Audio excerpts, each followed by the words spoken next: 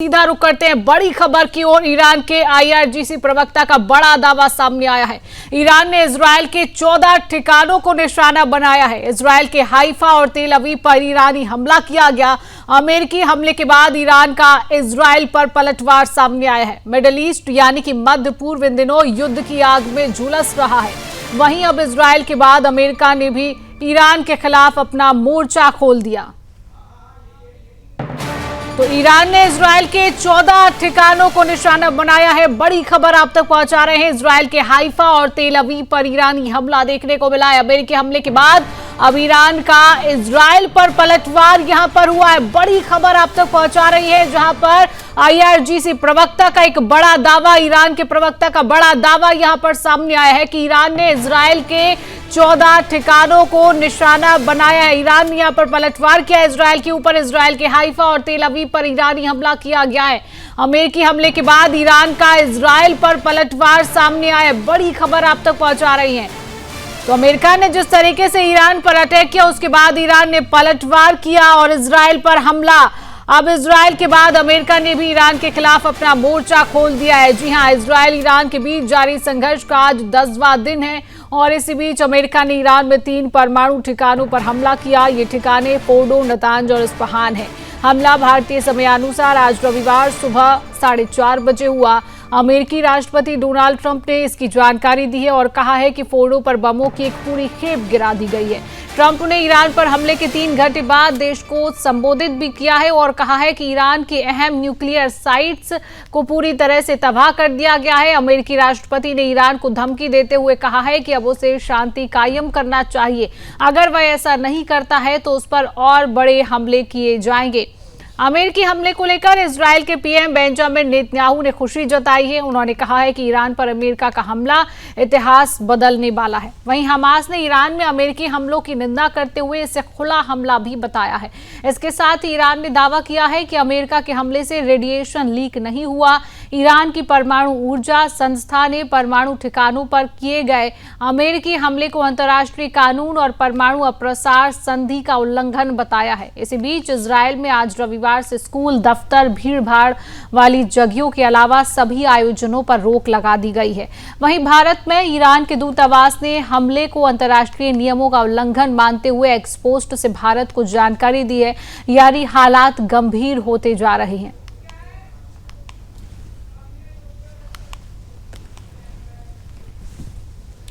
तो इसी खबर पर और अधिक जानकारी लेते हैं। हमारे साथ रक्षा विशेषज्ञ अभिनय डोगरा जी जुड़ चुके हैं। अभिनय जी, बहुत बहुत स्वागत करती हूँ सुदर्शन न्यूज में। थैंक यू शिवांगी जी। अभिनय जी, लगातार हमले की तस्वीरें सामने आ रही हैं। अमेरिका पहले ईरान पर हमला करता है, लेकिन पलटवार भी यहाँ पर सामने आता है कि ईरान पलटवार में इजरायल के ठिकानों पर भी हमला कर दे रहा है। किस तरीके से आप इसको देखते हैं कि ईरान ने जो पलटवार किया है? देखिए, जो ईरान ने पलटवार किया है वो that is something which they can do. They can ballistic missiles और इंटरमीडिएट रेंज उनकी बैलिस्टिक मिसाइल्स हैं। वो सिटीज में टारगेट, नॉन मिलिट्री टारगेट्स को ज्यादा आराम से नुकसान पहुंचा सकती है और वो काम ईरान कर रहा है। जो मुद्दे की बात है वो जो यूएस ने स्ट्राइक्स की, जो पहले जो स्ट्राइक्स की हैं। थोड़ा सा फ्रेम ठीक नहीं आ रहा है, आप एक बार फ्रेम में आ जाइए। जी जी, परफेक्ट जी। तो जो स्ट्राइक्स ईरान ने की हैं यूएस न्यूक्लियर साइट्स पे, मुद्दे की बात वो है। क्योंकि जो हम कहते हैं ना कि मिलिट्री टारगेट या गोल होता है, वो पहले ही इजराइल और यूएस का केवल और केवल उनकी न्यूक्लियर फैसिलिटीज को नुकसान पहुंचाना, उनको तबाह करना था। क्योंकि ईरान अब एक ऐसी स्टेज पे आ गया था जहां पे वो वेपन्स ग्रेड यूरेनियम मैन्युफैक्चर करने की कगार पे ही था। या तो उसने मैन्युफैक्चरिंग शुरू कर दी थी या फिर वो मैन्युफैक्चरिंग करने के बिल्कुल कगार पे था। और किसी भी हालत में, कैसी भी हालत में यूएसए ने और इजराइल ने उसको रोकना था। तो वहां तक का तो मिलिट्री ऑब्जेक्टिव आज सुबह खत्म हो चुका है। उसके बाद जो ईरान पलटवार कर रहा है, जो उसको नुकसान हुआ है उसका वो बदला लेने की कोशिश कर रहा है, इसलिए वो पलटवार कर रहा है। अभिनय जी, क्या कहेंगे, अमेरिका ने जिस तरीके से ईरान पर हमला किया, क्या एक बड़े युद्ध की शुरुआत इसको मान सकते हैं? क्या लगता है आपको? मैं नहीं समझता कि बड़े युद्ध की शुरुआत है, क्योंकि जहां तक ऑब्जेक्टिव की बात थी, मिलिट्री ऑब्जेक्टिव की बात थी, वो खत्म हो चुकी है। अभी बिल्कुल टिट फॉर टैट स्ट्राइक्स चल रही हैं।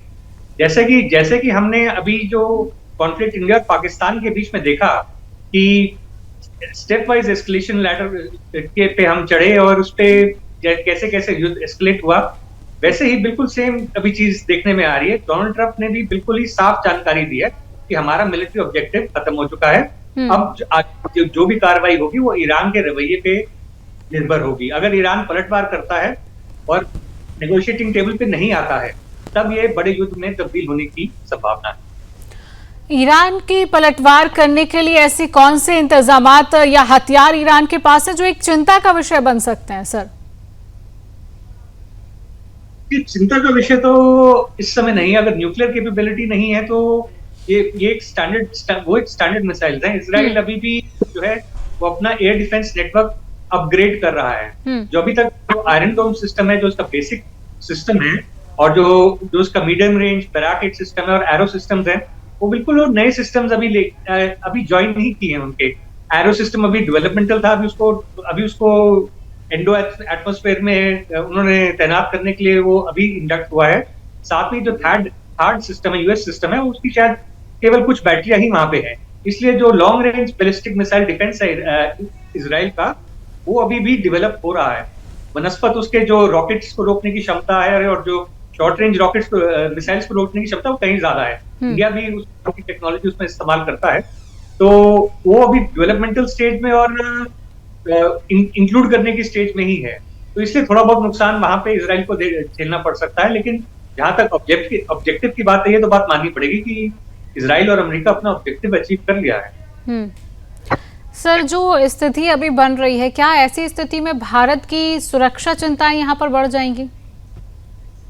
नहीं, भारत का इससे सुरक्षा के लिहाज से तो नहीं, बट कूटनीतिक मैं कहूंगा एक कैच-22 सिचुएशन हो जाती है कि खुल के हम इजराइल का सपोर्ट भी नहीं कर सकते और खुल के हम ईरान की निंदा भी नहीं कर सकते हैं, और वाइस वर्सा। तो भारत के लिए जरूर है कैच-22 सिचुएशन मैं कहूंगा। तो इसके लिए थोड़ा सा बिल्कुल हमें बैलेंस करके चलना पड़ेगा। Otherwise as a security point of view तो इंडिया को कोई इसमें परेशानी नहीं। और क्या लगता है आपको, जो अमेरिका ने ईरान पर अटैक किया है, कहीं ना कहीं अमेरिका की ये पहले से एक बहुत बड़ी तैयारी थी, साइबर और एक सैटेलाइट, ये पहले से ही जो तैयारी है वो की जा रही थी अमेरिका की तरफ से? बिल्कुल 100%। ये जो स्ट्राइक्स हैं, बिल्कुल ये एकदम प्रॉम्प्ट पे नहीं होती हैं। बिल्कुल वेल प्लान्ड और बहुत ही सोची समझी स्ट्राइक्स होती हैं। बिल्कुल प्रिसिशन स्ट्राइक्स किए हैं उन्होंने मेंशन किया कि हमने ये प्रिसिशन स्ट्राइक्स किए हैं, और बिल्कुल टारगेटेड स्ट्राइक्स उनके यूरेनियम एनरिचमेंट फैसिलिटी पे और उनके न्यूक्लियर रिएक्टर्स पे की गई है, जिसके बनस्पत अब चलते ये ईरान का न्यूक्लियर वेपन पाना बहुत मुश्किल हो जाएगा। ईरान के न्यूक्लियर वेपन्स प्रोग्राम को ये कम से कम 1 या 2 दशक पीछे ले जाए। सर, क्या लगता है, क्या ये जो अमेरिका इजराइल मिलकर एक नए वर्ल्ड ऑर्डर की जो बुनियाद रख रहे हैं, जिसमें यूएन आईएससी जैसी संस्थाएं जो हैं, इन पर प्रभाव पड़ेगा, क्या लगता है? देखिए, यूएन तो बेसिकली डिफंक्ट है। अभी यूएन तो कहीं सुनने में नहीं आ रहा है। जो कमिटीज वगैरह हैं, कहीं कोई भी देश इस समय यूएन की सुनता नहीं है। तो एज फार एज अगर यूएन में कोई बात आती है, उठती है, तो वो केवल एक वो नाम मात्र सुनने के लिए और बैठने के लिए ही एक फोरम रह गया है। अदर देन दैट, जो एक्शन लिए जा रहा है, जहाँ पे जो बड़े देश एक्शन ले रहे हैं, वही मायने रखते हैं, उन्हीं पे चर्चा होनी चाहिए। सर, क्या ईरान जो है अब वो खुली तरीके से रूस और चीन की गोद में चला जाएगा, क्या लगता है आपको? ईरान के पास अब कोई ऑप्शन ही नहीं बचा है। Iran will now definitely try and seek Russian and Chinese help. He try and get Chinese weapons, try and get Russian weapons, and वो अपनी मिलिट्री को और थोड़ा सा दोबारा उसको कायम करने की कोशिश करें, एंड चाइना से और रशिया से वो गहरे संबंध बनाने की कोशिश। चलिए, हमारे साथ विदेश मामलों के जानकार सुरेश कुमार गोयल जी जुड़ चुके। सुरेश जी, आपका बहुत बहुत स्वागत करती हूँ सुदर्शन न्यूज में। सुरेश जी, क्या कहेंगे, अमेरिका ने जो ये हमला किया है, इसमें अमेरिका की रणनीतिक और राजनीतिक मंशा क्या हो सकती है? हमारे साथ रेजिडेंट एडिटर मुकेश जी भी जुड़ चुके हैं। देखिए, यूएसए ने पहली बात तो आप जानते हैं कि यूएसए और ईरान के बीच के जो संबंध है वो पहले से काफी अच्छे नहीं है। यूएस और ईरान के बीच में बातचीत चल भी रही थी, ईरान के परमाणु कार्यक्रम को, परमाणु प्रोग्राम को लिमिट करने के लिए। और जब बातचीत के बीच में ही जब ओमान में चल रही थी बातचीत, इजराइल का हमला वहां पर हुआ और उस हमले में ये मानना पड़ेगा कि यूएसए का पूरा साथ इजराइल के साथ में था। हालांकि यूएसए ने कहा कि वो ईरान पर हमला करने से पहले 2 सप्ताह का वक्त ये सब वो, लेकिन साथ में था इजराइल के। तो ये जाहिर है कि उसका भी इंटरेस्ट ये है कि ईरान का जो न्यूक्लियर कार्यक्रम प्रोग्राम है, एनरिचमेंट प्रोग्राम, वो किस तरह से उसको लिमिट किया जाए, किस तरह से रोका जाए।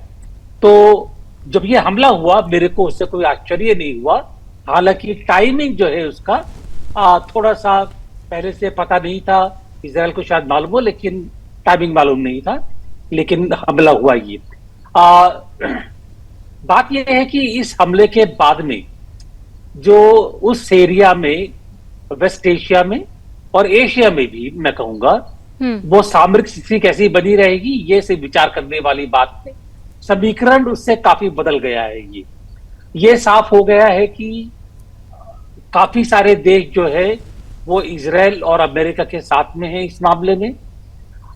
चीन और रशिया का क्या उनका रिस्पॉन्स रहेगा वो देखने वाली बात है। अभी ईरान ने कहा है कि वो यूएसए को रिटेलिएट करेंगे। किस तरह से रिटेलिएट करेंगे, क्योंकि उसके साथ साथ ईरान ने ये भी कहा है, वो एक तरह से मैं कहूंगा कि रिकंसिलिएटरी स्टेटमेंट है कि जो हमला हुआ है और नुकसान हुआ है न्यूक्लियर फैसिलिटीज पर हुआ है, लेकिन नागरिकों का कोई नुकसान नहीं हुआ है। उसे मैं समझता हूं कि शायद ईरान का जो रिस्पॉन्स हो थोड़ा सा वो टोन डाउन होगा, ज्यादा बढ़कर के नहीं होगा। मुझे नहीं लगता कि ईरान भी इस समय एक फुल फ्लेज्ड वार में एस्केलेट करना चाहता है। उसके पास कैपेसिटी नहीं है इस समय, वो काफी कैपेसिटी उसकी खत्म हो चुकी है। लेकिन रशिया और यूक्रेन का क्या स्टेप रहेगा उसको देखने के बाद में ज्यादा बेहतर एक असेसमेंट। अच्छा, मुकेश जी कोई सवाल करना चाह रहे हैं जी? बिल्कुल सुरेश जी, स्वागत है आपका।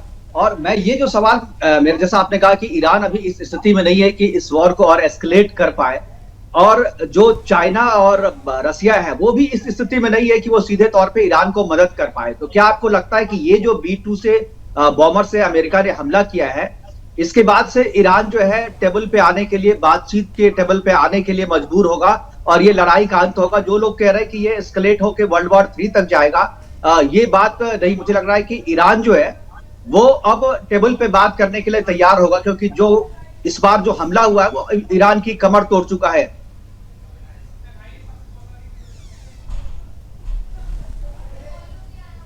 सर आपका माइक म्यूट है, आवाज नहीं आ रही है।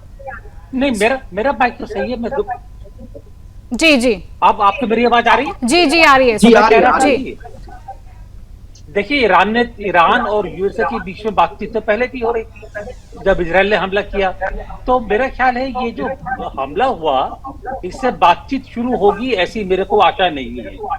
जो हमले का मकसद ये था कि ईरान को जता दिया जाए कि बातचीत हो या नहीं हो, आपको अपना जो न्यूक्लियर प्रोग्राम है, एनरिचमेंट प्रोग्राम, ये आपको खत्म करना है या कंट्रोल में रखना है या एनपीटी की जो लिमिटेशन है उसमें रखना है।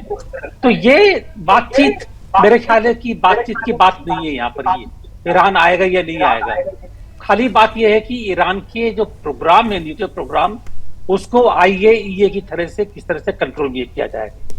तो अभी इस बात में काफी सारे इफ्स एंड बट्स से काफी चलेगा भी। देखिए जी मुकेश जी। बिल्कुल, IEOI जो है उन्होंने उसके बारे में तो ईरान ने कहा है कि अमेरिका ने जो नॉर्म्स है उसका उल्लंघन किया है और उसके हिसाब से जवाब देगा। वो यूनाइटेड नेशन की भी बात कर रहा है ईरान। तो ये प्रोग्राम अगर खत्म, क्योंकि ईरान कभी भी इस बात को स्वीकार नहीं किया कि उसने अपना जो परमाणु संवर्धन है वो बॉम्ब बनाने के हिसाब से कर रहा है, वो तो एनर्जी की बात कर रहा है, बॉम्ब बनाने की बात नहीं कर रहा है। तो इंटरनेशनल कम्युनिटी का जो रिस्पांस है वो क्या हुआ, खासतौर पे यूनाइटेड नेशन। हालांकि अमेरिका के सामने यूनाइटेड नेशन की कोई औकात नहीं है, लेकिन फिर भी लोग, चूंकि वो जा रहा है यूनाइटेड नेशन की बात कर रहा है, तो कहीं ना कहीं यूनाइटेड नेशन की बात वही कंट्री करता है जिसको लगता है कि अब हम जो है बर्बाद होने वाले हैं, तबाह होने वाले हैं, तो आकर के बीच में कोई मीडिएशन करे, कोई रोक दे, बीच बचाव करे। देखिए, गुतरेस ने पहले ही आज सवेरे स्टेटमेंट इश्यू कर दिया है। उन्होंने अपना कंसर्न जताया है कि जो अमेरिका के हमले हुए हैं, ये उन्होंने एक हिंट दिया, साफ साफ नहीं कहा है, लेकिन ये कहा है कि जो अमेरिका के हमले हुए हैं वो अंतरराष्ट्रीय नियमों से कहीं ना कहीं मेल नहीं खाते हैं। एक तो बात ये है। अगर मैं ईरान के न्यूक्लियर प्रोग्राम की बात करूं, दिक्कत यह है कि ईरान का यूरेनियम एनरिचमेंट जो नॉर्मली 4% होता है एनर्जी प्रोग्राम के लिए, एनर्जी प्रोडक्शन के लिए, उसकी बजाय वो 60% या 64% कर रहे थे। और 60% या 64% एक बॉम्ब की जो बनाने के लिए काफी नजदीक पहुंच जाता है। इसके साथ ही साथ तुलसी गबार्ड ने यह भी कहा कि उनका कोई भी इरादा हो, लेकिन अभी वो बॉम्ब बनाने का उनकी योजना से काफी दूर थे। तो मैं ये कह रहा हूं कि जहां तक बॉम्ब का सवाल है, उसके बारे में काफी अटकलें हैं। मेरा अपना मानना ये है, और ये मेरा अपना पर्सनल मानना है, कि जिस एरिया में इजराइल एक तरह से पूरे एरिया का पुलिसमैन बनके पूरा सबको मॉनिटर कर रहा है, इजराइल जो एक अनडिक्लेयर्ड न्यूक्लियर पावर है, उसको क्या हक बनता है कि वो किसी दूसरे के ऊपर आक्षेप लगाए। लेकिन ये नियमों की बात नहीं है, ये जिसके पास जिसकी लाठी उसकी भैंस वाली बात है। ये तो ताकत है, उसके मुताबिक काम हो रहा है। तो ईरान को भी मानना पड़ेगा अभी, तो जहां तक मैं समझता हूं कि अभी वो थोड़ा दब करके उनके बीच में, और दबाने के लिए एजेंसी खाली एक यही है, यूएन या आईएईए। तो जो मीडिएशन की बात है वो चलती रहेगी, कि वो रिक्वेस्ट करेगा। आपने सही कहा कि अभी ईरान का नुकसान हो रहा है, दबा हुआ है, तो जो भी कहे जहां से उसको आसरा मिल जाए कहेंगे वो। लेकिन मेरा अपना मानना ये है कि अभी बातचीत की बात नहीं है, लेकिन ईरान के ऊपर परमाणु कार्यक्रम को रोकने का दबाव बनाया जाएगा। जी, कहा कि ये जो इजराइल को क्या हक बनता है कि वो इस तरीके की मॉनिटरिंग करे, लेकिन ईरान जो अपना परमाणु बम बना रहा है या उस तरफ जा रहा है, तो उसका सीधा उद्देश्य, सीधा टारगेट तो इजराइल ही है। इससे पहले भी ईरान जो है प्रॉक्सी वार के जरिए इजराइल को परेशान करता रहा है, हुती हो, हिजबुल्लाह हो, चाहे हमास हो, इसके जरिए वो इजराइल को परेशान करता रहा है। तो अब तो ये सीधे लड़ाई दोनों देशों के अस्तित्व की है। तो इजराइल जो कर रहा है, तो छोटा सा 90 लाख की आबादी वाला इजराइल है और करीब 9 करोड़ की आबादी वाला ईरान है। तो बड़े देश से बचने के लिए वो तो कुछ तो करेगा। अगर परमाणु बम ईरान के पास हो गया तो उसका टारगेट तो केवल इजराइल होगा, ना कि उसके दूसरे जो आसपास के इस्लामिक कंट्री हैं, वहां तो वो इसका इस्तेमाल करेगा नहीं। और घोषित रूप से दोनों एक दूसरे के दुश्मन है। देखिए, जो इजराइल का परमाणु बम है वो कहां इस्तेमाल होगा, ये जो डिबेट काफी लंबी हो जाती है ये। लेकिन सब जो मेरा एक दूसरा मानना ये है कि कोई भी देश, चाहे इजराइल हो या ईरान हो, या अगर हम साउथ एशिया की बात करें, चाहे भारत हो या पाकिस्तान हो, किसी भी मामले में न्यूक्लियर बॉम्ब को इस्तेमाल करने से पहले काफी बार सोचेगा। क्योंकि न्यूक्लियर बॉम्ब इस्तेमाल करने का मतलब खाली दूसरे देश को नुकसान पहुंचाना नहीं होगा, नुकसान अपना भी होगा। और रिएक्शन कितने, फ्यू मिनट्स। अगर मान लीजिए किसी वजह से ईरान परमाणु हमला करता है इजराइल के ऊपर, तो इजराइल के पास कितना टाइम होगा? 1-2 मिनट होंगे रेस्पॉन्ड करने के लिए। लेकिन इन द मीन टाइम नुकसान तो पूरे एरिया में होगा। तो मेरा अपना मानना यह है कि परमाणु weapon are a good way for deterrence. जो न्यूक्लियर वेपन्स का जो यूज है, आपने देखा होगा कि 1945 के बाद से, हिरोशिमा नागासाकी के बाद से, क्यूबा की बात भी हुई, काफी सारे एपिसोड ऐसे आए जहां जस्ट 1 सेकंड क्लोज थे कि न्यूक्लियर वेपन काम में लिए जाएंगे, लेकिन काम में लिए नहीं गए। क्योंकि मुझको नहीं लगता है कि कोई भी मुल्क इतना इरेस्पॉन्सिबल होगा कि वो न्यूक्लियर वेपन काम में लेकर के खुद अपना नुकसान करना चाहे। तो डेटरेंस के तौर पर, प्रेशर बनाने के तौर पर जरूर काम में आएंगे, लेकिन मैं नहीं समझता कि काम में लेने वाली बात है।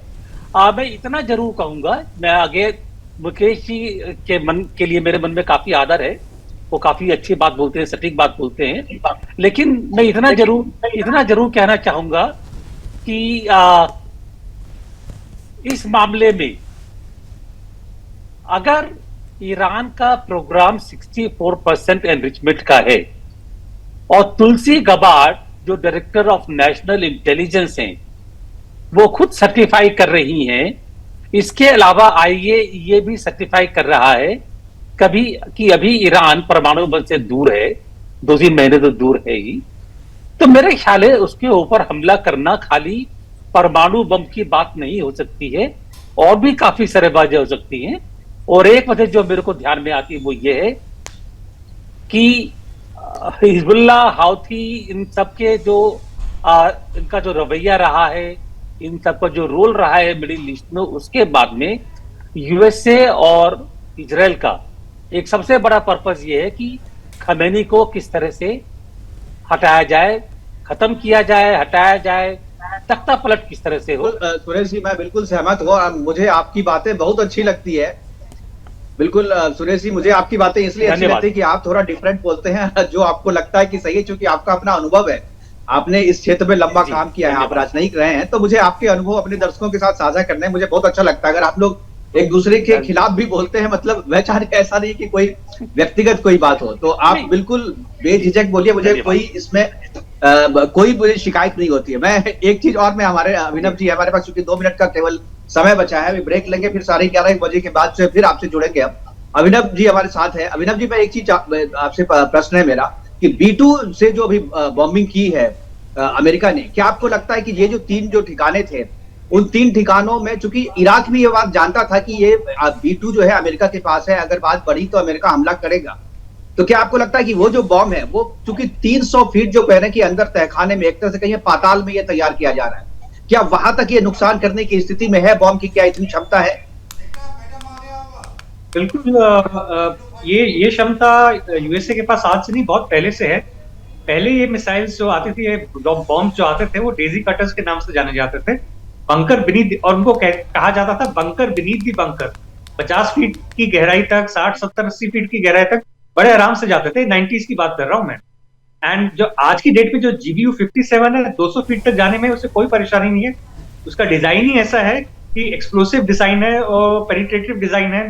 वो काइनेटिक एनर्जी का प्रयोग करते हुए वो पर्टिकुलर वेपन 200 फीट तक आराम से, 200 feet of concrete, not 200 feet of sand, but 200 feet of concrete को पेनिट्रेट करके वहां पे डेटोनेट हो सकता है।